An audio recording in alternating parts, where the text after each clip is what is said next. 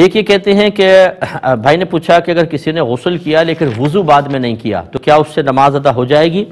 تو بالکل ہو جائے گی۔ دیکھیں جب آپ غسل کرتے ہیں تو پانی اعضائے وضو پر بہہ جاتا ہے، جب بہہ جاتا ہے اگر فرض کر لیں آپ نے وضو کی نیت نہیں کی تب بھی آپ کا وضو ہو جائے گا، نیت کے ساتھ کرتے تو ثواب ملتا، لیکن اگر آپ نے نیت نہیں بھی کی تو پانی بذات مطہر ہے، یعنی بذات خود وہ پاک کرنے والا ہے، چاہے آپ نیت کریں نہ کریں۔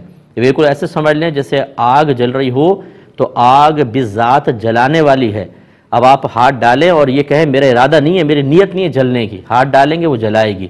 اسی طرح پانی میں اگر آپ یہ ارادہ کر لینا میں طہارت نہیں کرنا چاہتا تب بھی وہ آپ کو پاک کرے گا۔ وَأَنزَلْنَا مِنَ السَّمَاءِ مَاءً طَهُورًا، اللہ تعالیٰ فرماتا ہے ہم نے آسمان سے پاک کرنے والا پانی نازل فرمایا۔